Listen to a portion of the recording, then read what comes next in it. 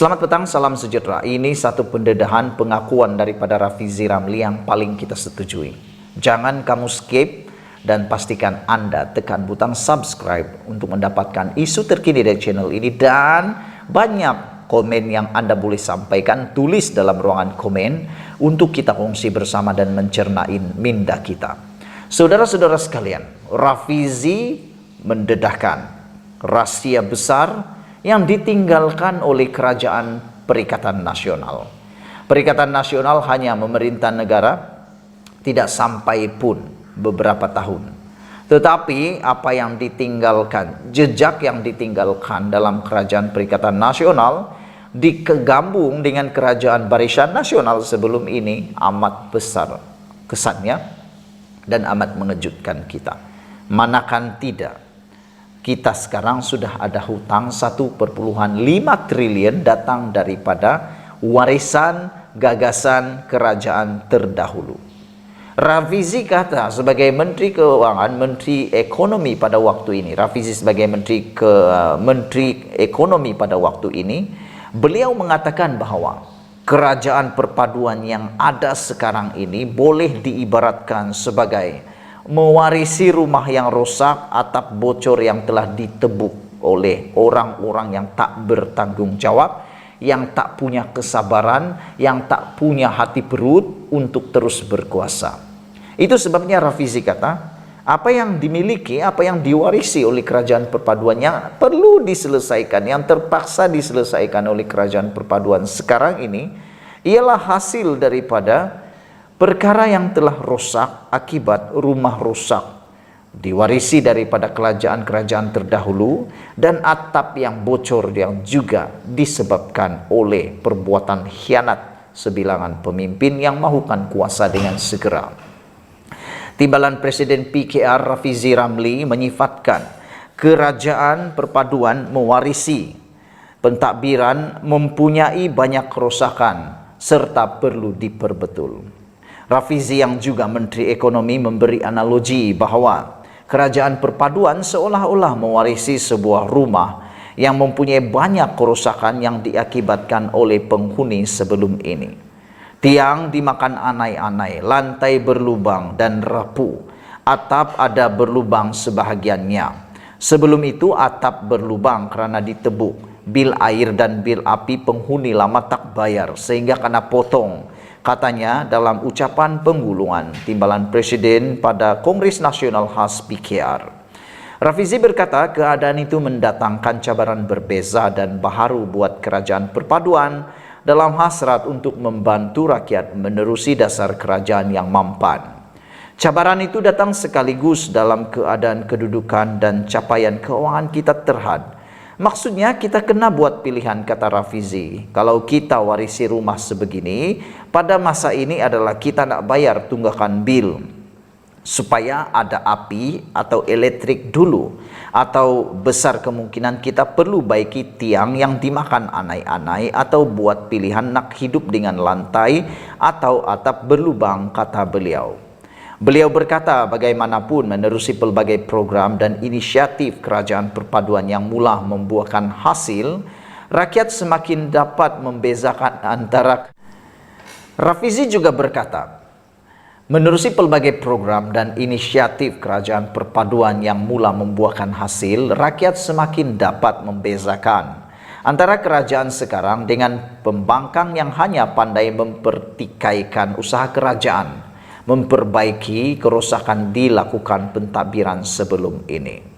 Sementara itu, Rafizi turut yakin Pakatan Harapan PH masih menerima tahap sokongan positif dalam kalangan pengundi Melayu, terutama anak muda, berdasarkan fakta dan data terkini yang disemaknya sendiri menerusi keputusan pilihan raya umum 15 lepas.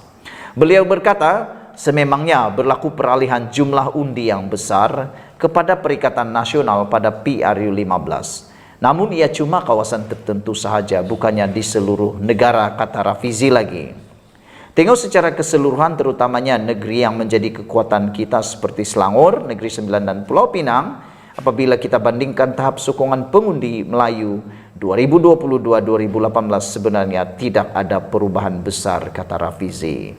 Sekian dulu untuk kali ini, ikuti terus ulasan selepas ini. Selamat petang, salam sejahtera. Ini satu pendedahan daripada SPRM yang terkini berkaitan skandal terbesar di Malaysia sekarang, yaitu Jana Wibawa. Hari ini, SPRM mengesahkan telah menahan bekas timbalan pendaftar mahkamah. Wow!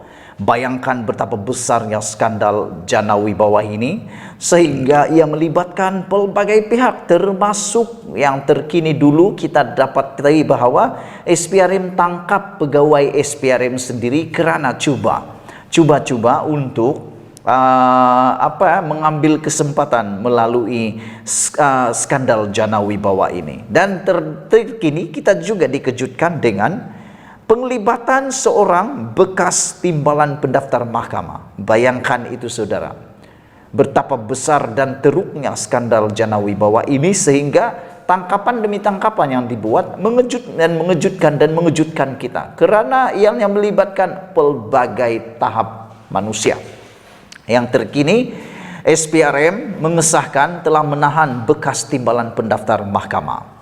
Suruhanjaya Pencegahan Rasuah Malaysia SPRM menahan seorang bekas timbalan pendaftar mahkamah kerana disyaki bersubhat meminta wang suapan berjumlah kira-kira 2 juta ringgit. Ini memang betul-betul perlu dikecam.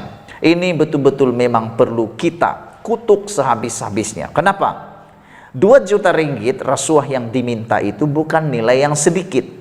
Kalau 2 juta ringgit itu dihantar ke kampung kami, dihantar ke daerah saya, banyak betul perubahan yang kita boleh alami. Jalan mungkin boleh cantik, air mungkin boleh sampai, elektrik mungkin seluruh kampung dapat. Tapi dengan perbuatan durjana seperti ini, meminta rasuah, uang rasuah, suapan berjumlah kira-kira 2 juta ringgit. Duit ini datang daripada mana? Saya pun tak berapa pasti datang daripada mana. Tapi kalau itu datang daripada duit rakyat, ini betul-betul memang bikin sakit hati lah kan. 2 juta itu sepatutnya untuk pembangunan rakyat. SPRM menahan lelaki ataupun bekas timbalan pendaftar mahkamah tersebut kerana disyaki bersubhat meminta wang suapan berjumlah kira-kira 2 juta ringgit bagi membantu menyelesaikan kes siasatan SPRM terhadap seorang ahli perniagaan yang dituduh berkaitan projek Jana Wibawa. Takut pula ahli perniagaan ini kalau betul, takut juga rupa-rupanya didakwa. Takut juga pulanya rupa-rupanya untuk masuk penjara, sampai sanggup pula untuk cuba-cuba memberi suapan supaya tidak dituduh berkaitan projek Jana Wibawa. Sumber berkata, suspek lelaki berusia 50-an itu dipercayai meminta suapan tersebut sebagai balasan, antaranya untuk meminta pihak SPRM menukar keterangan tertuduh kepada saksi dan menukar pertuduhan rasuah kepada pertuduhan alternatif. Beliau berkata, suspek ditahan kira-kira 9.30 malam ketika hadir memberi keterangan di pejabat SPRM Kuala Lumpur. Suspek pernah bertugas sebagai timbalan pendaftar mahkamah di Putrajaya sebelum bersara pada Disember 2021. Menurut sumber, Magistrate Irza Zulaika membenarkan individu tersebut direman 3 hari bermula hari kemarin sehingga Isnin ini, selepas pihak SPRM membuat permohonan tersebut di Mahkamah Magistrate pagi tadi. Sementara itu, pengarah SPRM Kuala Lumpur, Razaliah Abdul Rahman, ketika dihubungi mengesahkan penahanan tersebut dan kes disiasat di bawah Section 16 dalam kurungan E Akta SPRM 2009. Saudara, itulah dia pendedahan demi pendedahan yang mengejutkan kita. Ikuti terus pendedahan selepas ini.